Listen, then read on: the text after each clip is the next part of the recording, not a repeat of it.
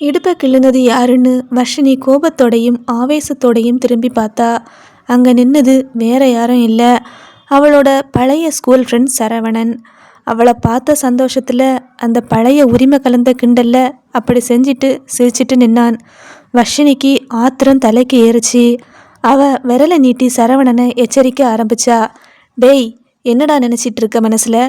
ஸ்கூலில் படிக்கும்போது ஓடவும் பிடிக்கவும் செஞ்சோன்னு இப்போவும் அதே போல் இருக்கலாம்னு நினைக்கிறியா?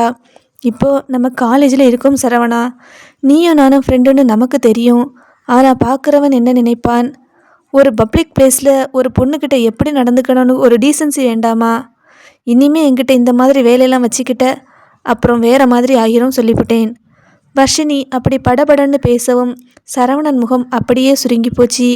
சாரி வர்ஷு, உன்னை பார்த்த உடனே அந்த சந்தோஷத்தில் பழைய ஞாபகத்தில் செஞ்சிட்டேன். கோவிச்சிக்காத வர்ஷு, இனிமே இந்த மாதிரி நடக்காது அப்படின்னு சொல்லி கையை கும்பிட்டுட்டு போனான். ஆனால் இவங்க ரெண்டு பேரும் இப்படி பேசிட்டு இருக்கிறத அந்த மரத்துக்கு பின்னாடி இருந்த ரெண்டு கண்கள் ரொம்ப நேரமாகவே கண்காணிச்சிட்டு இருந்துச்சு. அது அஸ்வின். அஸ்வின் அந்த காலேஜிலேயே ரொம்ப பெரிய பணக்கார வீட்டு பிள்ளை. அதிகாரமும் திமிரும் அவனுக்கு பிறக்கும் போதே கூட வந்துட்டு அவன் நினச்சதை அடையணும்னா எந்த எல்லைக்கும் போவான்.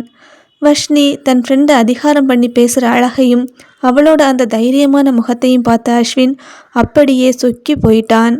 அஸ்வின் அவன் கூட நின்ன ஃப்ரெண்ட்ஸ் கிட்ட, டே மச்சான், இங்கே பாருடா, லவ் பண்ணால் இப்படி ஒரு பொண்ணை லவ் பண்ணணும். அவள் பேசுகிற அந்த ஸ்டைலும் கண்ணில் இருக்கிற அந்த மின்னலும் செம்மையாக இருக்குடா. அஸ்வின் கூட நின்று ஆனந்துக்கு ஒரே குழப்பம். டே அஸ்வின், நீ என்னடா இப்போ இப்படி பேசுகிற? நீ தான் ஏற்கனவே மஞ்சுவை லவ் பண்ணிட்டு இருக்கிறியே, இப்போ புதுசாக எந்த பொண்ணை லவ் பண்ண போகிறேன்னு சொல்கிற அப்படின்னு கேட்டான். அஸ்வின் நக்கலான ஒரு சிரிப்பை உதிர்த்தான். மஞ்சுவா? அவள் மட்டுமா மச்சான்? அவளுக்கு முன்னாடி ஷர்மிளா வந்தா, அவளை லவ் பண்ணினேன். அதெல்லாம் ஒரு காலம் மச்சான். ஒரு பொண்ணு மேலே நமக்கு இருக்கிற ஆசை தீர்ந்து போச்சுன்னா அதுக்கு அப்புறம் அவள் யாரோ நாம் யாரோ. மஞ்சு வரைக்கும் ஓகே, ஆனால் இப்போ இந்த பொண்ணு தான் என்னோட டார்கெட். இவளை நான் ஃபிக்ஸ் பண்ணிட்டேன்டா.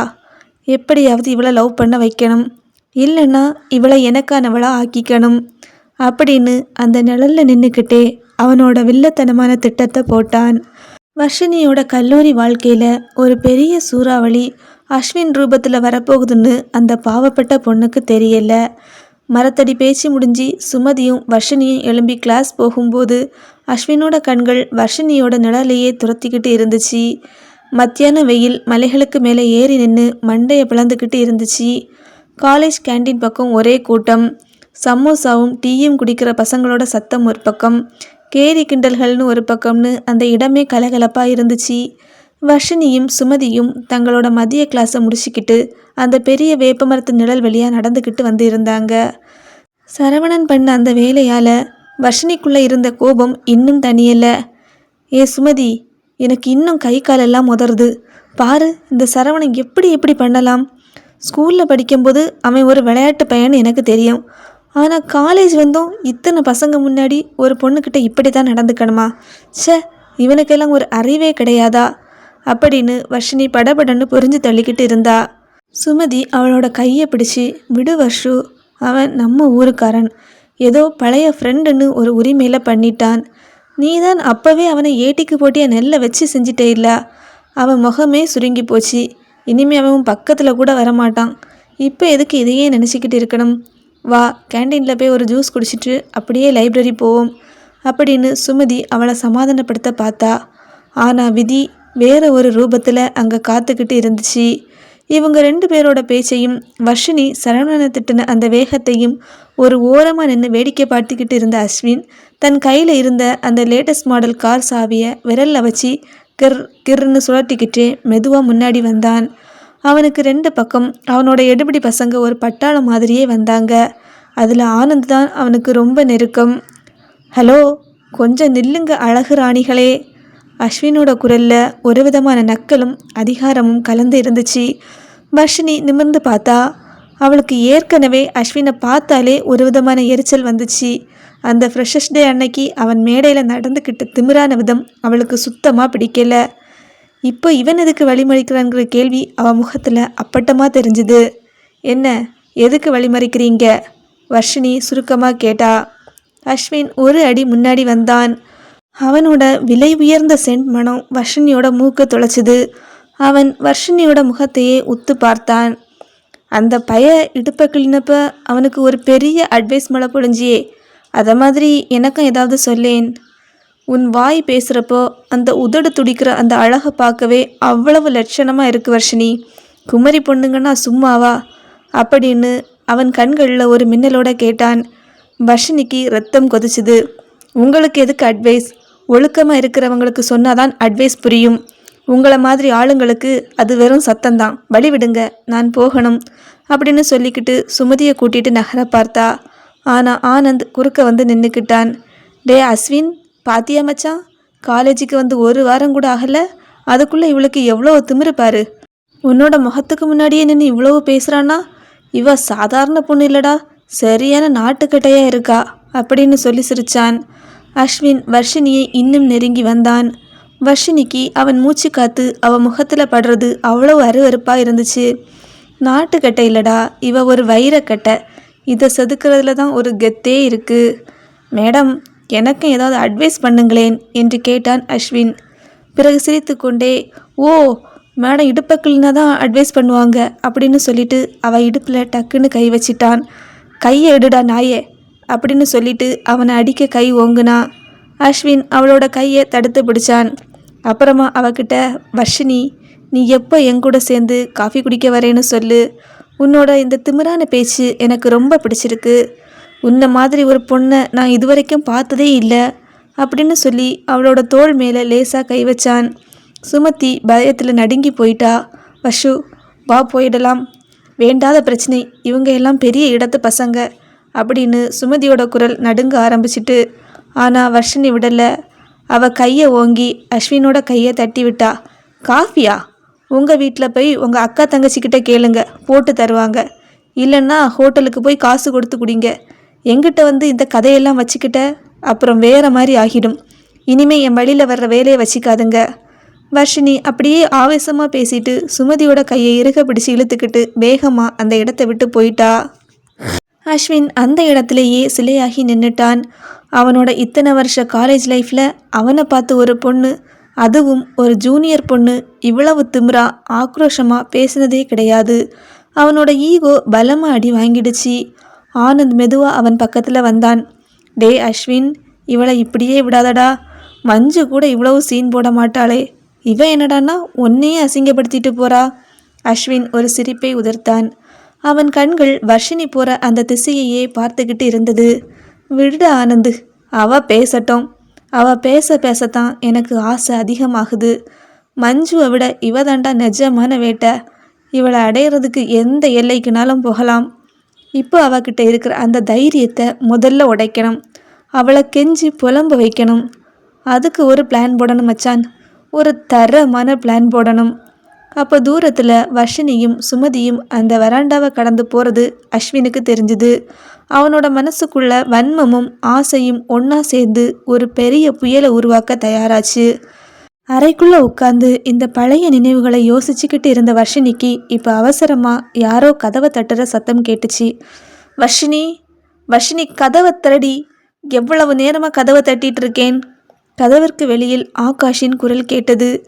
10 வருஷத்துக்கு முன்னாடி ஒரு சாதாரண பகையில் ஆரம்பித்த அந்த அஸ்வினோட ஆசை இப்போது அவளோட குடும்பத்துக்குள்ளேயே எப்படி புகுந்திருக்குங்கிற மர்மம் வர்ஷினியை பயமுறுத்துச்சு. அவள் கண்ணீரை தொடச்சிக்கிட்டு மெதுவாக எழும்பி கதவை திறக்க போனா. வெளியே ஆகாஷ் ரொம்ப கோபத்தோடு நின்றுக்கிட்டு இருந்தான். உள்ளே வந்தவன், என்னடி வர்ஷினி, நீ இப்படி இருப்பேன்னு நான் நினைக்கவே இல்லைன்னு கத்துனான். வர்ஷினிக்கு ஒரு நிமிடம் இதயம் துடிப்பதையே நிறுத்திவிட்டது. முடிஞ்சு, எல்லாம் முடிஞ்சு போச்சு. அஸ்வின் சொல்லிட்டான். காலேஜில் நடந்த எல்லா விஷயத்தையும், இல்லாததையும் பொல்லாததையும் சேர்த்து ஆகாஷ்கிட்ட சொல்லிட்டான். என் புருஷன் என்ன வெறுக்க போகிறார். அவள் மனதுக்குள் ஒரு மரண ஓலம் எழுந்தது. அவளது கை கால்கள் உதற தொடங்கின. நாக்கு வறண்டு போய் வார்த்தைகள் தொண்டையிலேயே சிக்கிக்கொண்டன. ஆகாஷ், என்ன ஆச்சு? ஏன் இப்படி பேசுகிறீங்க? அவள் குரல் கம்மியது. விழிகள் அச்சத்தில் நிலைகுத்தி நின்றன. இந்த சமூகம் ஒரு பெண்ணின் மீது எப்போது பழி போடலாம் என்று காத்து கொண்டிருக்கும் என்பது அவளுக்கு நன்றாகவே தெரியும். ஆதாரங்கள் ஒரு ஆணுக்கு சாதகமாகவும் பெண்ணுக்கு எதிராகவுமே திரும்பும். அஸ்வின் ஒரு செல்வாக்கு மிக்கவன். அவன் என்ன சொன்னாலும் இந்த உலகம் நம்பும். ஆனால் ஒரு பெண்ணாக தான் சொல்லும் உண்மையை சொந்த கணவனை நம்புவானா என்கிற அந்த அவநம்பிக்கை அவளை சிதைத்தது. அவள் அப்படியே கட்டிலின் ஓரத்தை பற்றி பிடித்து கொண்டு நின்றாள். ஆகாஷ் அவளையே தீர்க்கமாக பார்த்தான். அந்த அகிலா பொண்ணு உனக்கு எத்தனை தடவை ஃபோன் பண்ணியிருக்கு தெரியுமா? ஏன் நீ ஃபோனை எடுக்கலை? உங்ககிட்ட ஏதோ ரொம்ப முக்கியமாக பேசணும்னு 1 மணி நேரமாக கூப்பிட்டுட்டு இருந்திருக்கா. உனக்கு அவளை பிடிக்காதுன்னு எனக்கு தெரியும். ஆனால் அதுக்காக இப்படியா ஒரு அர்ஜென்ட் நேரத்தில் பண்ணுவ? ஃபோனை கூட அட்டன் பண்ணாமல் இருக்கிற. இது என்ன பழக்கம் வர்ஷினி? அப்பாடா! வர்ஷினியின் உள்ளுக்குள் ஒரு பெரிய நிம்மதி பெருமூச்சு எழுந்தது. போன உயிர் திரும்பி வந்தது போன்ற ஒரு உணர்வு ஏற்பட்டது. காய்ந்து போயிருந்த அவளது உயிரில் ஒரு துளி நீர் விழுந்தது போல உணர்ந்தாள். அஸ்வின் இன்னும் உண்மையை சொல்லவில்லை என்கிற அந்த ஒரே விஷயம் அவளுக்கு பெரும் ஆறுதலாக இருந்தது. இருந்தாலும் அவளுக்குள் ஒரு புதிய குழப்பம் பிறந்தது. அகிலா எதுக்கு எனக்கு ஃபோன் பண்ணணும்? அவளுக்கு தான் என்ன பிடிக்காதே. ஒருவேளை அஸ்வின் பற்றி ஏதாவது சொல்லவோ அல்லது கேட்கவோ ஃபோன் பண்ணி இருப்பாளோ? மெல்ல தன்னை சமாளித்து கொண்ட வர்ஷினி, சாரி ஆகாஷ், நிஜமாவே நான் கவனிக்கல. அகிலா வீட்டுக்கு போயிட்டு வந்ததில் ரொம்ப டயர்டாக இருந்து அதான் மொபைலை ஒரு ஓரமாக வச்சுட்டு அப்படியே படுத்துட்டேன். நீங்கள் கூப்பிட்டது கூட என் காதில் விழலை. நிஜமாக தான் சொல்லுறேன் என்று சொல்லி மழுப்பினாள். அவளது இதயம் இன்னும் திக் திக் என்று அடித்து கொண்டிருப்பதை அவளால் உணர முடிந்தது. ஆகாஷ் தன் சட்டையை கழற்றிவிட்டு பெருமூச்சு விட்டான். சரி விடு, ஆனால் இனிமே இப்படி இருக்காத. வசந்த் கல்யாண விஷயம். நாம் அவங்கக்கிட்ட இணக்கமாக நடந்துக்கிட்டாதான் நல்லா இருக்கும். வர்ஷினி இப்போது மெதுவாக கேட்டாள். ஆமாம், அவள் எதுக்கு எனக்கு ஃபோன் பண்ணணும்? அவளுக்கு தான் என்ன ஆதி காலத்தில் இருந்தே பிடிக்காதே. எப்போ பார்த்தாலும் ஏதாவது அதிகாரம் தானே பண்ணுவா. அப்படி என்கிட்ட பேசக்கு அவளுக்கு என்ன முக்கியமான விஷயம் இருக்குது? ஆகாஷ் ஒரு நிமிடம் யோசித்தான். என்னதான் பிடிக்காமல் இருந்தாலும் இனிமேல் நம்ம ஒரே வீட்டில் வாழ போகிறவங்க. ஒருத்தர் பற்றி தெரிஞ்சுக்கலாம்னு நினச்சிருப்பாளோ என்னவோ. ஏதோ முக்கியமான விஷயம்னு சொன்னால் என்னன்னு தெரியலை. நீ ஃபோனை எடுக்காததால் எனக்கு ஃபோன் பண்ணி சொன்னா. வர்ஷினிக்கு அந்த பதிலில் திருப்தி இல்லை. அகிலா சாதாரணமானவள் இல்லை. அவள் அஸ்வினை பற்றி நன்கு தெரிந்தவள். அஸ்வின் எதை செய்தாலும் அதில் ஒரு கணக்கு இருக்கும் என்பது அவளுக்கு நன்றாகவே தெரியும். அப்படியென்றால் அஸ்வினின் தங்கை சாதாரணமாகவா இருப்பாள்? அவள் செய்வதிலும் நிச்சயம் ஒரு கணக்கு இருக்கும். மனதிற்குள் பயத்தையும் குழப்பத்தையும் ஒன்றாக அனுபவித்தாள் வர்ஷினி. சரிங்க, நீங்கள் போய் குளிச்சுட்டு ரெடியாகி வாங்க. நான் அவகிட்ட பேசி என்னன்னு கேட்டுக்கிறேன். தேவையில்லாமல் டென்ஷன் ஆகாதுங்க என்று சொல்லி ஆகாஷை அனுப்பி வைத்தாள். ஆகாஷ் பாத்ரூமுக்குள் சென்றதும் வர்ஷினி அவசரமாக தன் மொபைலை எடுத்தாள். அதில் 15 மிஸ்டு கால்கள் அகிலாவிடமிருந்து வந்திருந்தன. அவளது விரல்கள் ஃபோனை தொடவே அஞ்சின. அகிலா, நீ என்ன சொல்ல போற? உன் அண்ணன் சம்மந்தப்பட்ட அந்த பழைய ரகசியத்தை வச்சு என்னை மிரட்ட போறியா? இல்லை என்னோட வாழ்க்கையே சிதைக்க போறியா? வர்ஷினி ஃபோனை தன் நெஞ்சோடு அணைத்து கொண்டு கண்களை மூடினாள். அந்த அறையின் மௌனத்தில் அவளது இதய துடிப்பு அவளுக்கே ஒரு போர்க்குளத்தின் முரசொலியாக கேட்டது. வர்ஷினி தன் அறைக்குள் அந்த பழைய நினைவுகளின் சுழலில் சிக்கி சின்ன பின்னமாகி கொண்டிருந்தாள். கல்லூரி காலத்து அஸ்வின், அவனது அந்த வக்கிரமான பார்வை, அந்த இடுப்பு கிள்ளல் என ஒவ்வொன்றும் இரத்த ஆறாக அவள் மனக்கண்ணில் ஓடிக்கொண்டிருந்தது. இத்தனை வருஷம் கழிச்சு அதே அஸ்வின் இப்போ என் வீட்டுக்குள்ளேயே வந்து நிற்கிறானே. யாரோட நிழலை கூட நான் பார்க்கவே கூடாதுன்னு நினச்சனோ அவன் இப்போ நிஜமாவே என் கண்ணு முன்னாடி என் வீட்டுக்குள்ளேயே வந்து நிற்கிறானே. என் வாழ்க்கை என்னாக போகுதோ என்று அவளின் உடல் நடுங்கியது. வர்ஷினியின் கைகளும் நடுங்கியது. மொபைல் திரையில் அகிலா என்ற பெயர் மின்னிக் கொண்டிருந்தது. இது வெறும் ஃபோன் கால் அல்ல, அவளது வாழ்க்கையின் நிம்மதியை அறுக்க வந்த ஒரு எச்சரிக்கை மணி என்பது அவளுக்கு தெரியும்.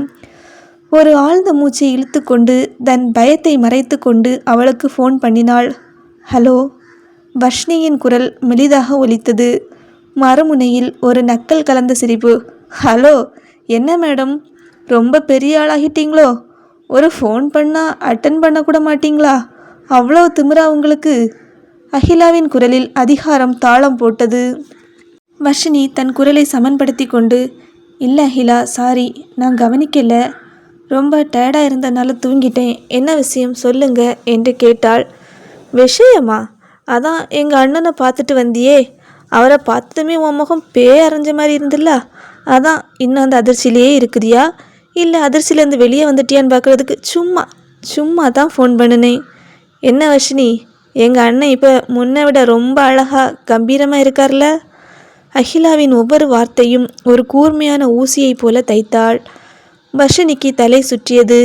இனிமேல் மறைப்பதில் பயனில்லை என்பது அவளுக்கு புரிந்தது. இதோ பாருங்க அகிலா, நீங்கள் என்னை பற்றி எல்லா உண்மையும் தெரிஞ்சுக்கிட்டு தான் வசந்த மேரேஜ் பண்ண சம்மதிச்சிருக்கீங்கன்னு எனக்கு இப்போ நல்லாவே புரிஞ்சு போச்சு. ஆரம்பத்தில் நீங்கள் என் மேலே ஏன் இவ்வளோ கோபமாக இருந்தீங்க, எதுக்கு என்னை மட்டம் தட்டுனீங்கன்னு இப்போ எனக்கு தெளிவாக தெரியுது. ஆனால் ஒரு நிமிஷம் நான் சொல்கிறத கொஞ்சம் கேளுங்க. வர்ஷினியின் குரலில் ஒரு மன்றாடல் இருந்தது. நீங்களும் ஒரு பொண்ணு தானே அகிலா, என் மேலே எந்த தப்பும் இல்லை, என்னை நம்புங்க. காலேஜில் நடந்த அந்த விஷயத்தில் நான் ஒரு பலி அடுத்தான். உங்கள் அண்ணா என்னை பற்றி என்ன சொல்லி தந்தாருன்னு எனக்கு தெரியாது. ஆனால் நீங்கள் இவ்வளவு கோபமாக இருக்கும்போதே தெரியுது, அவர் நிச்சயமாக உண்மையை உங்ககிட்ட சொல்லியிருக்க வாய்ப்பே இல்லை. இப்போ நம்ம ஒரே வீட்டில் வாழ போகிறோம். இப்படி ஒரு பகைமையோட நீங்கள் இந்த வீட்டுக்குள்ளே வந்தால் குடும்பம் நிம்மதியாக இருக்காது. அப்படியே என் மேலே தப்பு தான் நீங்கள் நினச்சா கூட பரவாயில்ல, நான் உங்ககிட்ட மன்னிப்பு கேட்டுக்கிறேன். உங்கள் காலில் விழணுமா அதை கூட நான் செய்கிறேன். அதை தயவு செஞ்சு எல்லாத்தையும் மறந்துடுங்க. உங்கள் வாழ்க்கையை புதுசாக தொடங்குங்க. எனக்குன்னு ஒரு வாழ்க்கை இருக்குது, ஒரு குழந்தை இருக்குது. அந்த குழந்தைக்காகவாது பழசு எதையும் பேசி பிரச்சனை பண்ண வேண்டாம். ப்ளீஸ் அகிலா, நான் உங்ககிட்ட கெஞ்சி கேட்டுக்கிறேன் என்று வர்ஷினி அழுது கொண்டே சொன்னாள். ஒரு பெண்ணின் இவ்வளோ பெரிய தாழ்மையையும் கண்ணீரையும் பார்த்தால் எப்பேற்பட்ட கல்மனமும் கரைந்து போகும். ஆனால் அகிலாவிடம் ஒரு நக்கலான சிரிப்புதான் பதிலாக வந்தது. என்ன மறந்துடணுமா? அகிலாவின் சிரிப்பு அலை அலையாக வந்து வர்ஷினியின் காதுகளை துளைத்தது. மறக்கிறதுக்கா நான் இந்த வீட்டை தேடி வந்து கல்யாணம் பண்ணிக்க போகிறேன்? எனக்கு எத்தனை கோடீஸ்வர வீட்டிலேருந்து பொண்ணு கேட்டாங்க தெரியுமா? ஆனால் எனக்கு இந்த இடம்தான் வேணும்னு பிடிவாதமாக இருந்தேன். ஏன்னா இந்த இந்த ஒரு நாளுக்காகத்தான் இத்தனை வருஷமாக காத்துக்கிட்டு இருந்தேன். உன்னை அழிக்கணும், உன் சந்தோஷத்தை வேரோட பிடுங்கி எறியணும், உன் குடும்பத்தையே நடுத்தெருவுக்கு கொண்டு வரணும். அப்போதாண்டி தெரியும் இந்த அகிலா யாருன்னு. உன்னை வாழ விட மாட்டேன் வர்ஷினி, வாழ விடவே மாட்டேன், இது உறுதி என்று சொல்லிவிட்டு இணைப்பை துண்டித்தாள் அகிலா. வர்ஷினிக்கு உடல் நடுங்கியது. ஃபோன் கையிலிருந்து நழுவி மெத்தையில் விழுந்தது. அவளது கண்கள் இருண்டன. ஐயோ கடவுளே, எத்தனையோ பேர் இருக்க இவ வந்து என் குடும்பத்தில் நுழையிறாளே, என்னென்ன பிரச்சனை பண்ண போகிறாளோ தெரியலையே. கடவுளே, நீதான் என் மானத்தையும் என் குடும்பத்தையும் காப்பாற்றணும் என்று சொல்லிக்கொண்டே கண்ணீரை துடைத்துவிட்டு திரும்பினாள். திரும்பியவள் திடுக்கிட்டு போனாள். பின்னால் ஆகாஷ் நின்று கொண்டிருந்தான். அவன் குளித்துவிட்டு துண்டால் தலையை துடைத்தபடி வர்ஷினியின் பின்னால் நின்றிருந்தான். அவனது கண்கள் வர்ஷினியின் முகத்தையே தீர்க்கமாக பார்த்து கொண்டிருந்தன. அந்த பார்வையில் ஒரு போலீஸ் அதிகாரியின் கூர்மையும் ஒரு கணவனின் சந்தேகமும் கலந்திருந்தது. வர்ஷினியின் இதயம் துடிப்பதை நிறுத்தியது போன்ற ஒரு பிரமை ஏற்பட்டது. ஆகாஷ், எப்போ வந்தீங்க என்று அவள் கேட்க நினைத்தாள். ஆனால் வார்த்தைகள் வெளிவரவில்லை. அவளது மௌனம் அங்கே ஒரு பெரிய விபரீதத்தின் மௌனமாக நிலவியது. வர்ஷினிக்கு அந்த நொடியில் பூமி பிளக்காதா, தான் அதற்குள் புதைந்து விட மாட்டோமா என்று இருந்தது. கையில் இருந்த மொபைல் ஃபோன் ஒரு நெருப்பு துண்டாக அவளுக்கு தோன்றியது. அகிலா ஃபோனில் கக்கிய அந்த விஷம் ஒருபுறம் அவளை கொன்று கொண்டிருக்க, மறுபுறம் தன் கணவன் ஆகாஷ் சிலையாய் நின்று கொண்டிருப்பதை பார்த்ததும் அவளால் மூச்சு விடக்கூட முடியவில்லை. அவளது இதயம் துடிப்பதையே மறந்துவிட்டது போல உணர்ந்தாள். ஐயோ, ஆகாஷ் எப்போ உள்ள வந்தான்? அகிலா பேசியதெல்லாம் அவன் கேட்டிருப்பானோ? உன் குடும்பத்தை அழிப்பேன் அகிலா சொன்னது அவன் காதில் விழுந்திருந்தா இந்த நேரம் அவன் போலீஸ் புத்தியால் எல்லா உண்மையும் கண்டுபிடிச்சிருவானே. வர்ஷினிக்கு கை கால்கள் ஐஸ் கட்டியாக மாறின. முகத்தில் இருந்த வியர்வையெல்லாம் வடிந்து ஒரு பிணம் போல வெளுத்து போனாள். ஆகாஷ் மெல்ல அவளை நோக்கி நகர்ந்து வந்தான். அவனது காலடி ஓசை வர்ஷினியின் நெஞ்சில் ஒரு இடியாக இறங்கியது. அவன் அவளுக்கு மிக அருகில் வந்து நின்றான். அவனது கண்கள் வர்ஷினியின் கலங்கிய கண்களையே உற்று பார்த்தன. வர்ஷினி, ஏன் கண்ணெல்லாம் இப்படி சிவந்திருக்கு? அழுதுட்டு இருந்தியா? ஆமாம், அவகிட்ட எதுக்கு நீ என்னை மன்னிச்சிடுன்னு கெஞ்சிட்டு இருந்த? அப்படி என்ன தப்பு பண்ணின? ஆகாஷின் குரல் ஒரு அதிகாரியின் விசாரணையைப் போலவும் ஒரு கணவனின் அக்கறையைப் போலவும் கலந்து ஒலித்தது. வர்ஷினிக்கு நாக்கு வறண்டு போய்விட்டது. எச்சில் முழுங்கக்கூட அவளுக்கு தெம்பில்லை. கேட்டுட்டான், எல்லாத்தையும் கேட்டுட்டான். இனி நான் என்ன பதில் சொல்ல போகிறேன்? அஸ்வினுக்கும் எனக்கும் முன்னாடியே பழக்கம்னு தெரிஞ்சா ஆகாஷ் என்னை இந்த வீட்டை விட்டு துரத்திடுவாரே, என் வாழ்க்கை நடுத்தெருவுக்கு வந்துடுமே. அவளது மனதுக்குள் ஒரு பெரும் புயலே வீசியது. வர்ஷினி நடுங்கிக் கொண்டே அப்படியே நின்றாள். உடனே ஆகாஷ் மீண்டும் கேட்டான், சொல்லு வர்ஷினி சொல்லு. நான் உள்ள வரும்போது மன்னிச்சிடுங்கன்னு அவகிட்ட கெஞ்சிட்டு இருந்தியே, அப்படி என்ன தப்பு பண்ணன நீ? ஆகாஷ் இப்படி கேட்டதும் தான் வர்ஷினிக்கு சற்று உயிர் வந்தது. அவனது கேள்வியிலிருந்து அவளுக்கு ஒரு விஷயம் நன்றாக புரிந்தது. ஆகாஷ் ஃபோன் உரையாடலை முழுமையாக கேட்கவில்லை. இறுதியாக அவள் சொன்ன அந்த மன்னிப்பு என்ற வார்த்தையை மட்டும்தான் அவன் கேட்டிருக்கிறான். அகிலா பேசிய அந்த வார்த்தைகளோ உன்னை அழிப்பேன் என்ற மிரட்டலோ அவன் காதுகளில் விழவில்லை. வர்ஷினி மனதை தேற்றி கொண்டு ஒரு பெரும் போராட்டத்திற்கு பிறகு தன் குரலை சரி செய்து கொண்டு பேசத் தொடங்கினாள். அது அது வந்து ஆகாஷ், அன்னைக்கு அவங்க நம்ம வீட்டுக்கு வந்தப்போ நான் ஒரு மாதிரி நடந்துக்கிட்டேன்ல, அந்த தையல் மிஷின் விஷயத்தில் நான் கொஞ்சம் பிடிவாதமாக இருந்ததை அவள் இன்னும் மனசில் வச்சிருக்கா. அன்னைக்கு நடந்த அந்த சின்ன கசப்பான சம்பவத்தினால அவள் இன்னும் என் மேலே கோபமாக இருக்கான்னு எனக்கு தோணுச்சு. அதான் அவகிட்ட மன்னிக்க சொல்லி என்று ஒரு மூச்சை இழுத்தாள். தொடர்ந்து அவள் சமாளிக்க ஆரம்பித்தாள். ஆகாஷ், நாங்கள் இனி ஒரே வீட்டில் வாழ போகிறவங்க. நிச்சயத்துக்கு தேதி குறிச்சாச்சு. கல்யாண வேலைகள் நடக்குது. இந்த நேரத்தில் இன்னும் இந்த கசப்புகளை மனசில் வச்சுக்கிட்டு மாறி மாறி பிரச்சனை பண்ணிகிட்டு இருந்தா சரியாக இருக்காதுல்ல. அந்த பொண்ணு நம்ம வீட்டுக்கு வந்து சந்தோஷமாக வாழணும். அதனால தான் அன்னைக்கு நான் ஏதாவது தப்பாக பேசியிருந்தா என்ன மன்னிச்சிடுன்னு கேட்டேன். வேற ஒன்றும் இல்லைங்க என்று சொல்லி ஒருவாறாக சமாளித்தாள். ஆகாஷ் அவளையே தீர்க்கமாக பார்த்தான். சரி வர்ஷு, நீ நல்ல எண்ணத்தில் தான் மன்னிப்பு கேட்டிருக்க, அது எனக்கு புரியுது. ஆனால் அதுக்கு எதுக்கு உன் கண்ணெல்லாம் இப்படி கண்ணீர் வழிஞ்சு நிற்குது? ஒரு மன்னிப்பு கேட்குறதுக்கு இவ்வளோ எமோஷன் ஆகணுமா? வர்ஷினி ஒரு பொய்யை சொல்ல தொடங்கினால் அதை மறைக்க 1000 பொய்களை சொல்ல வேண்டியிருக்குமே என்று வருந்தினாள். உங்களுக்கு தான் தெரியும்ல ஆகாஷ், நான் ஒரு சின்ன விஷயம்னா கூட ரொம்ப எமோஷன் ஆகிடுவேன். நம்ம புதுசாக ஒரு உறவுக்குள்ளே போகிறோம். அவள் மனசில் எந்த குறையும் இருக்கக்கூடாதுன்னு நினச்சேன். அந்த தவிப்பில் தான் லேசாக கண்ணீர் வந்துடுச்சு. வேற எந்த பிரச்சனையும் இல்லைங்க, நிஜமா என்று சொல்லி ஒரு புன்னகையை உதிர்த்தாள். ஆகாஷ் ஒரு நிமிடம் அமைதியாக இருந்தான். பிறகு அவனது முகத்தில் ஒரு மெல்லிய புன்னகை அரும்பியது. அவ்வளவுதானா? நான் கூட ஏதோ பெரிய பிரச்சனையோடு நினச்சி பயந்துட்டேன். என் பொண்டாட்டி இவ்வளவு நல்லவளாக இருக்காளேன்னு நினைக்கும்போது எனக்கு பெருமையாக இருக்குது என்று சொல்லிக்கொண்டே அவளது அருகில் இன்னும் நெருங்கி வந்தான். அவளது அருகில் வந்தவன் வர்ஷினியின் கன்னங்களில் வழிந்திருந்த அந்த கண்ணீர் துளிகளை தன் விரல்களால் மென்மையாக துடைத்து விட்டான். வர்ஷு, இப்படி சின்ன சின்ன விஷயத்துக்கெல்லாம் எமோஷன் ஆகக்கூடாது. நீ தைரியமான பொண்ணு. அகிலா இந்த வீட்டுக்கு வந்தா அவளை நீ தான் ஒரு அக்கா மாதிரி வழி நடத்தணும். இனிமே அழாத, சரியா என்று சொன்னான். அவனது அந்த அன்பான தீண்டலும் நம்பிக்கையான வார்த்தைகளும் வர்ஷினியின் மனதில் கத்தியால் அறுப்பது போல இருந்தது. ஆகாஷ், என் மேலே இவ்வளவு நம்பிக்கை வச்சுருக்கீங்களே, ஆனால் எனக்கு பின்னால் எவ்வளவு பெரிய உண்மை மறைஞ்சி இருக்குன்னு உங்களுக்கு தெரியலையே. அகிலா இந்த வீட்டுக்கு வர்றது வாழ வைக்க இல்லை ஆகாஷ், என்ன அழிக்க. அதை நான் உங்ககிட்ட எப்படி சொல்லுவேன் என்று அவளது உள்ளம் கதறியது.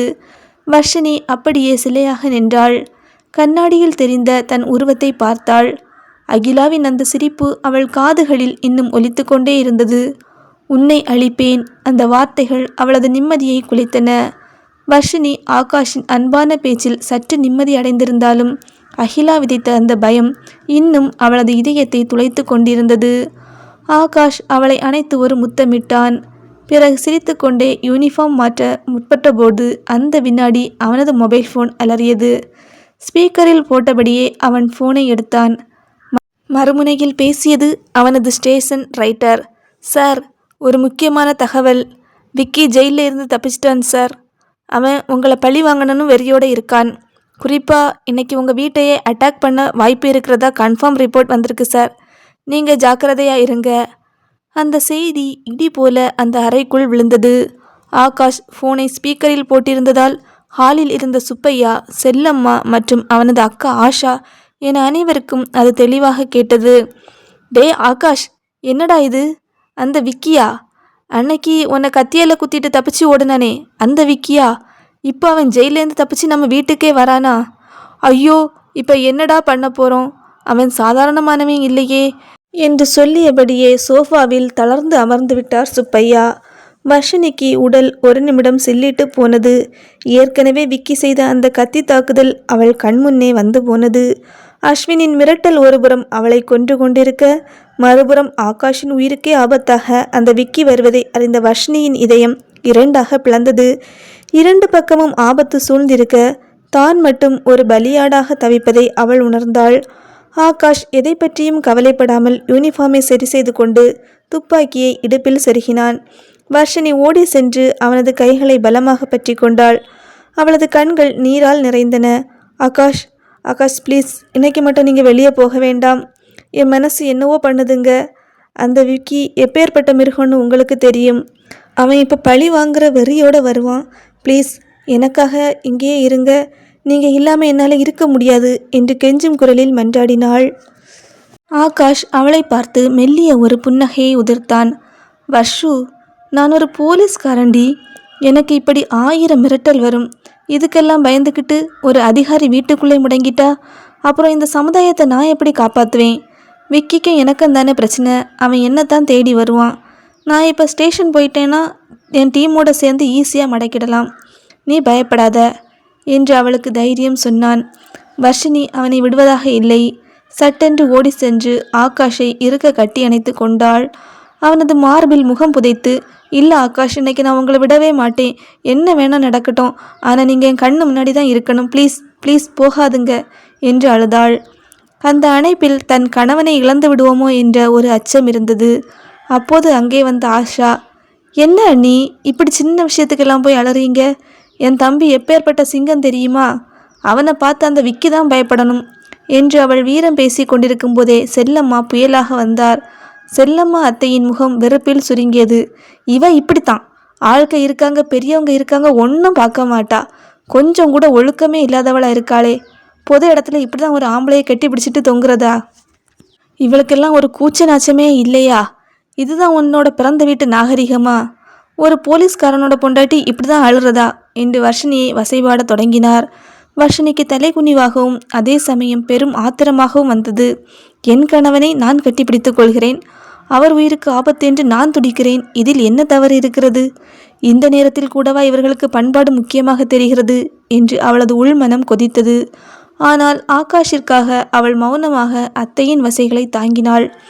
ஆகாஷ் வர்ஷினியை மெதுவாக தள்ளிவிட்டு, வர்ஷு நீ உள்ள போ என்று சொல்லி கொண்டிருக்கும் போதே தட தட தட தட தட தட யாரோ ஒருவர் வீட்டின் கதவை மிக பலமாக தட்டினார்கள். அது ஒரு சாதாரண தட்டல் அல்ல, கதவையை உடைத்து விடுவது போன்ற ஒரு வெறித்தனமான சத்தம். வீட்டில் இருந்தவர்கள் அனைவரும் அப்படியே அதிர்ச்சியில் உறைந்து போயினர். ஆகாஷ் உடனேயே உஷாராகி தன் துப்பாக்கியை கையில் எடுத்தான்.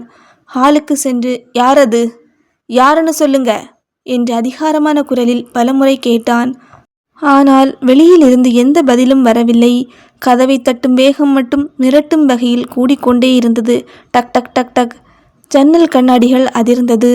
வர்ஷினி ஆகாஷின் பின்னால் சென்று சட்டையை இறுக்கி பற்றி கொண்டாள். அவளது மூச்சுக்காற்று ஆகாஷின் முதுகில் அனலாகப்பட்டது. வர்ஷினியின் கண்கள் வாசலையே இமைக்காமல் பார்த்து கொண்டிருந்தன. வாசலில் கேட்ட அந்த வெறித்தனமான தட்டல் சத்தம் அந்த வீட்டின் ஒவ்வொரு செங்கல்லையும் அதிர வைத்தது. யார் வந்திருக்கா என்று அவர்கள் மாறி மாறி கேட்டபொழுதும் ஒரு பதிலும் இல்லை. விக்கிதான் தன் ஆட்களோடு வந்து விட்டானோ என்ற பயத்தில் வர்ஷினிக்கு மூச்சே நின்றுவிடும் போல இருந்தது. அவளது இதயம் படபடவென்று அடித்து கொண்டது. அவள் ஆகாஷின் கையை இறுக பற்றி கொண்டாள். அவளது விரல்கள் நடுங்குவதை ஆகாஷ் உணர்ந்தான். அவளின் இதய துடிப்பின் ஓசை அவனுக்கும் கேட்டது. அவன் மெல்ல அவளது கையை பிடித்து முதுகை தட்டி கொடுத்து, பயப்படாத வர்ஷு, நான் இருக்கேன் என்று சமாதானப்படுத்திவிட்டு தன் துப்பாக்கியை எடுத்து லோட் செய்தான். அவன் அங்கிருந்தவர்களிடம், யாரும் பயப்படாதுங்க, நான் இருக்கேன், எதுனாலும் பார்த்துக்கலாம், தைரியமாக இருங்க என்று சொன்னான். அனைவரும் ஹாலில் உறைந்து போய் நிற்க ஆகாஷ் மெதுவாக கதவை நோக்கி சென்றான். கதவின் தாழ்பாலை அவன் திறந்தபோது வர்ஷினி தன் கண்களை இறுக மூடிக்கொண்டு, கடவுளே என் புருஷனை காப்பாற்று என்று வேண்டிக் கொண்டாள். கதவு திறக்கப்பட்டது. ஆனால் அங்கே விக்கி இல்லை. விலை உயர்ந்த கருப்பு நிற சட்டையும் முகத்தில் ஒரு புன்னகையுமாக அஸ்வின் நின்று கொண்டிருந்தான். அவனை பார்த்ததும் அந்த வீட்டில் இருந்த அனைவருக்கும் ஒரு நிமிடம் உயிரே திரும்பி வந்தது போல இருந்தது. ஆகாஷ் துப்பாக்கியை தாழ்த்திவிட்டு ஒரு நிமிடம் திகைத்து நின்றான். நீங்களா? ஒரு ஃபோன் பண்ணிட்டு வந்திருக்கலாம்ல. இல்லைனா நான் தான் வந்திருக்கேன்னாவது ஒரு குரல் கொடுத்துருக்கலாம்ல என்று சொன்னான். செல்லம்மா ஓடி வந்து, என்ன தம்பி இந்த நேரத்தில் வந்து நிற்கிறீங்க, நாங்கள் எல்லாம் பயந்தே போயிட்டோம் என்றார். அஸ்வின் நக்கலாக சிரித்து கொண்டே உள்ளே வந்தான். ஏனத்த, நான் இந்த நேரத்துல எல்லாம் இங்கே வரக்கூடாதா? என்னமோ போலீஸ் ஸ்டேஷனில் இருக்கிற மாதிரி துப்பாக்கியெல்லாம் எடுத்துகிட்டு நிற்கிறீங்க என்று ஆகாஷை பார்த்து கேட்டான். ஆகாஷ் சமாளித்து கொண்டு, இல்லை அஸ்வின், ஒரு தப்பான மெசேஜ் வந்துருச்சு, அதான் கொஞ்சம் அலர்ட்டாக இருந்தோம், வாங்க வாங்க உள்ளே வாங்க என்றான். அஸ்வின் உள்ளே நுழையும் போதே அவனது கண்கள் வர்ஷினியைத்தான் தேடின. அவள் பயந்து கொண்டே அரைவாசலில் கதவில் சாய்ந்து நின்று கொண்டிருந்தாள். அஸ்வின் பார்வைகளால் அவளை அப்படியே விழுங்குவது போல பார்த்தான். வர்ஷினிக்கு தன் உடல் தீப்பிடிப்பது போன்ற ஒரு உணர்வு ஏற்பட்டது. அந்த பார்வையின் அர்த்தம் அவளுக்கு தெரியும். அது ஒரு காதலனின் பார்வை அல்ல, ஒரு வேட்டைக்காரன் தன் இரையை சிதைக்க துடிக்கும் பார்வை. வர்ஷினி, நின்றுக்கிட்டே இருந்தா எப்படி? தம்பிக்கு கொஞ்சம் காஃபி போட்டுட்டு வா என்று சொன்னார்கள். வர்ஷினி தயங்கி தயங்கி அப்படியே நின்றாள். அவளுக்கு அந்த மனிதனுக்கு ஒரு துளி நீர் கூட கொடுக்க துணிவில்லை, விருப்பமும் இல்லை. அனைவரும் அஸ்வினுடன் பேசி கொண்டிருந்த அந்த ஒரு வினாடி, யாரும் கவனிக்காத நேரத்தில் அஸ்வின் வர்ஷினியை பார்த்து தன் கண்களை அடித்தான். வர்ஷினிக்கு தூக்கி வாரி போட்டது. தன் கணவன் மாமனார் இருக்கும் இடத்திலேயே இவன் இப்படி செய்கிறான் என்றால் இவனுக்கு எவ்வளவு துணிச்சல் இருக்கும்? கையில் இருக்கும் காஃபி தட்டை அப்படியே அவன் முகத்தில் எறிந்து விடலாம் போல் அவளுக்கு கோபம் வந்தது. ஆத்திரத்தில் அவளது முகம் சிவந்து உதடுகள் துடித்தன. பல்லை கடித்து கொண்டு கோபத்தை அடக்கி கொண்டு சமையலறைக்குள் சென்றாள். அவளது கை நடுங்கி கொண்டிருந்தது. இவன் எதுக்கு இப்போ இங்கே வந்திருக்கான்? இவன் வரப்போறான்னு தெரிஞ்சு தான் அகிலா ஃபோனில் அவ்வளவு பேசினாளா? மனதுக்குள் ஆத்திரம் பொங்கியது. வேண்டுமென்றே அவனுக்கு கேவலமாக ஒரு காஃபியை போட்டு கொண்டு வந்து நீட்டினாள். அஸ்வின் அதை ஒரு ராஜகுமாரன் போல வாங்கி கொண்டான். சூடான அந்த பானத்தை குடித்துவிட்டு கண்களை மூடி ரசிப்பது போல பாசாங்கு செய்தான். ஆகாஷ், காஃபி ரொம்ப சூப்பராக இருக்குடா. வர்ஷினி கையால் இப்படி ஒரு காஃபியை குடிக்க நான் கொடுத்து வச்சிருக்கணும் என்று அவன் சொன்னபோது வர்ஷினிக்கு அருவருப்பு மேலிட்டது. சுப்பையா மெதுவாக கேட்டார், என்ன தம்பி, திடீர்னு இந்த நேரத்தில் வந்திருக்கீங்க? சும்மா தான் வந்தீங்களா, இல்லை ஏதாவது காரணமா? காரணம் இல்லாமல் வருவனா மாமா என்று சிரித்தான் அஸ்வின். அகிலாவுக்கு நிச்சயதார்த்தத்துக்கு அளவு ப்ளவுஸ் கொடுக்கணும்னு சொன்னா. இந்த வழியாக ஒரு மீட்டிங் முடிச்சுட்டு வரப்போ அப்படியே இதையும் கொடுத்துட்டு போகலான்னு வந்தேன். இல்லைன்னா இதுக்காக இன்னொரு நாள் மெனக்கெட்டு இன்னொரு ஆளை அனுப்பணும்ல என்று சொல்லிக்கொண்டே ஒரு பட்டு துணியை மேசை மேல் வைத்தான். அப்புறம் ஒரு முக்கியமான விஷயம், என்னோட தங்கச்சி அகிலாவுக்கு தையல் பற்றியெல்லாம் ஒன்றும் தெரியாது. நான் இவங்க இந்த வர்ஷினி ரொம்ப நல்லா தைப்பாங்கன்னு கேள்விப்பட்டேன். அதான் வெளியே எங்கேயும் கொடுக்காம இவங்கக்கிட்டேயே கொடுத்து தச்சிருங்கன்னு சொல்ல வந்தேன். அப்புறம் அகிலா ஏதோ சின்ன பிள்ளைத்தனமாக இவங்கக்கிட்ட சண்டையெல்லாம் போட்டாலாம் தைக்கக்கூடாதுன்ட்டு. அவள் தெரியாமல் பேசியிருப்பா, மன்னிச்சிடுங்க. அப்புறம் வர்ஷினி ஆரி ஒர்க்கெல்லாம் செம்மையாக பண்ணுவாங்கன்னு கேள்விப்பட்டேன். அதனால் நிறைய ஆரி ஒர்க்கெல்லாம் வச்சு சூப்பராக தைக்க சொல்லுங்க என்று மிக நாகரிகமாக பேசுவது போல் தன் வன்மத்தை சாதுரியமாக மறைத்தான். வீட்டில் இருந்தவர்கள் அனைவரும் அப்படியே மாறிவிட்டனர். பாத்தியா வர்ஷினி, இந்த தம்பி உனக்கு எவ்வளோ சப்போர்ட் பண்ணுதுன்னு. நாங்கள் கூட நீ தைக்கக்கூடாதுன்னு தான் நினச்சோம். ஆனால் இவங்களே இவ்வளோ தூரம் வந்து கேட்கும்போது நீ தச்சித்தான் ஆகணும் என்று செல்லம்மா அத்தை அதிகாரம் செய்தார். அஸ்வின் மறுபடியும் அவளை பார்த்து கண்ணடித்து விட்டு சிரித்தான். பிறகு அங்கிருந்த அனைவரிடமும் கிளம்புறேன்னு சொல்லிட்டு புன்னகையோடு அங்கிருந்து கிளம்பினான். அவன் சென்ற பிறகு வர்ஷினி அந்த ப்ளவுஸ் துணியை எடுத்து பார்த்தாள். அது ஒரு விலை உயர்ந்த பட்டு துணி. ஆனால் அவளுக்கு அதை தொடும்போதே கைகளில் நெருப்பு சுடுவது போல இருந்தது. தன் வாழ்நாளில் முதல் முறையாக ஒரு துணி தைக்கும் வாய்ப்பு கிடைத்ததற்காக அவள் இவ்வளவு கோபப்படுகிறாள். அந்த துணியை அப்படியே துண்டு துண்டாக வெட்டி எறிந்து விடலாம் போல அவளுக்கு எரிச்சலாக வந்தது. வர்ஷினியின் கைகளில் இருந்த அந்த பட்டு துணி ஒரு கால இயந்திரத்தைப் போல அவளை 10 ஆண்டுகள் பின்னோக்கி இழுத்து சென்றது. 10 வருடங்களுக்கு முன்பு கல்லூரி நூலகத்தின் ஒரு மூலையில் வர்ஷினி தன் தோழி சுமதியுடன் அமர்ந்து ஏதோ ஒரு பாடத்தை குறிப்பு எடுத்து கொண்டிருந்தாள். அப்போது ஒரு நிழல் அவள் மேசை மீது வந்து விழுந்தது. நிமிர்ந்து பார்த்தால் அஸ்வின். எப்பவுமே ஆரவாரத்துடன் வரும் அஸ்வின் அன்று பூனை பாதங்கள் போல சத்தமில்லாமல் வந்து அவள் அருகில் அமர்ந்தான். வர்ஷினிக்கு அவனை பார்த்தாலே எரிச்சல் வரும். அவள் தன் புத்தகங்களை அவசர அவசரமாக எடுத்துக்கொண்டு அங்கிருந்து எழும்ப முற்பட்டாள். இருங்க மேடம், ப்ளீஸ் ப்ளீஸ், ஒரு சின்ன ஹெல்ப்பு. அஸ்வினின் குரலில் ஒரு விதமான கெஞ்சல் இருந்தது. வர்ஷினி திகைத்து நின்றாள். எப்போதும் அதிகார தோரணையில் பேசுபவன் இன்று இப்படி தலைத்த குரலில் பேசுவதைக் கண்டு வியப்புடன் அவனை திரும்பி பார்த்தாள். நீங்க ரொம்ப நல்லா தையல் தைப்பீங்கன்னு கேள்விப்பட்டேன். எனக்கு ஒரு உதவி வேணும். எங்கள் அம்மாவுக்கு அவங்க பிறந்தநாளுக்கு ஒரு gift கொடுக்கணும்னு ஆசைப்படுறேன். ப்ளீஸ் ப்ளீஸ் இந்த துணியை தச்சு தருவீங்களா என்று ஒரு துணிப்பையை அவளிடம் நீட்டினான். வர்ஷினி அவனை ஏளனமாக பார்த்தாள். ஏய், ஊரில் 1008 தையல் கடை இருக்குது அஸ்வின். அங்கே போய் கொடுக்க வேண்டியது தானே, எதுக்காக என்ன வந்து தொந்தரவு பண்ணுற? அதெல்லாம் தைக்க முடியாது என்று சொன்னாள். அஸ்வின் சற்றும் தளரவில்லை. அவன் ஒரு தர்க்கவாதியைப் போல பேசத் தொடங்கினான். இங்கே பாருங்க மேடம், ஒரு டாக்டராக இருந்தால் வர பேஷண்ட் நண்பனா இல்லை பகையாளியான்னு பார்க்கக்கூடாது. அவங்க வேலையை செஞ்சு உயிரை காப்பாற்றணும். அதே மாதிரி தான் நீங்கள் ஒரு வேலை செய்கிறீங்க, ஒரு கலை வச்சுருக்கீங்க. ஒரு தொழில் செய்கிறப்போ அது எதிரியா நண்பனான்னு பார்க்குறது தொழில் தர்மம் இல்லை. நீங்கள் ஒரு தொழிலாளி, நான் ஒரு கஸ்டமர். நீங்கள் ஏன் என்ன பகையாளியாக பார்க்கணும்? இதுதான் நீங்கள் கற்றுக்கிட்ட தொழில் தர்மமா என்று கேட்டான். வர்ஷினிக்கு அவனது பேச்சு ஆச்சரியமாக இருந்தது. எனக்கு படிக்கவே நேரம் பத்தலை, இதில் உங்களுக்கு தைக்க எல்லாம் எனக்கு நேரமில்லை, எடுத்துகிட்டு போங்க என்று பிடிவாதமாக சொன்னாள். அஸ்வின் குரலை தாழ்த்தி, வர்ஷு, எங்கள் அம்மாவுக்கு நான் எதை கொடுக்கணும்? கடையில் கொடுத்தா அவங்க சரியாக தைக்காமல் சுத்தப்பிடுவாங்கன்னு பயமாக இருக்குது. ரொம்ப ஆசைப்பட்டு எடுத்த துணி இது. ப்ளீஸ் ப்ளீஸ் வர்ஷு, ப்ளீஸ் எனக்காக என்று அவன் மனமுருகி கேட்டான். எப்போதும் அதிகாரத்தோடும் திமிரோடும் பேசியவன் முதல் முறையாக தன்னிடம் இறங்கி வந்து கெஞ்சுவதை பார்த்தபோது வர்ஷினிக்கு திமிராக பேச மனமில்லை. ஒரு கலைஞனுக்கே உரிய மென்மையோடு சரி கொடுங்க என்று அந்த துணியை வாங்கி கொண்டாள். அஸ்வினின் முகத்தில் ஒரு பிரகாசமான புன்னகை மலர்ந்தது. தேங்க்ஸ் வர்ஷு என்று அவன் மெல்லிய குரலில் சொன்னபோது வர்ஷினியும் அறியாமல் ஒரு சிறு புன்னகையை உதிர்த்தாள். அதுதான் அவர்கள் வாழ்வில் நடந்த முதல் அமைதியான பேச்சுவார்த்தை. மறுநாள் அவள் சொன்னபடியே அந்த துணியை மிக அழகாக தைத்து முடித்திருந்தாள். மாலை நேரம் கல்லூரியின் ஒதுக்குப்புறமான ஒரு வராண்டாவில் அஸ்வினுக்காக காத்திருந்தாள். அஸ்வின் அங்கு வந்ததும் வர்ஷினி அந்த துணியை அவனிடம் நீட்டினாள். அஸ்வின் அந்த துணியை வாங்குவது போல வந்து எதிர்பாராத விதமாக வர்ஷினியின் மென்மையான கையை பலமாக பிடித்து கொண்டான். வர்ஷினி அதிர்ச்சியில் உறைந்தாள். அஸ்வின், கையை விடுங்க என்று அவள் முணுமுணுத்தாள். ஆனால் அவன் கையை விடவே இல்லை. அவன் மெல்ல அவளை தன் பக்கம் இழுத்தான்.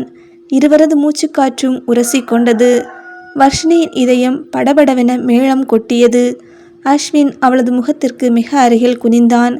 அவனது விழிகளில் ஒரு விதமான காதலும் காமமும் கலந்த போதை இருந்தது. அவன் மெதுவாக அவளது காதுகளுக்கு அருகில் நெருங்கினான்.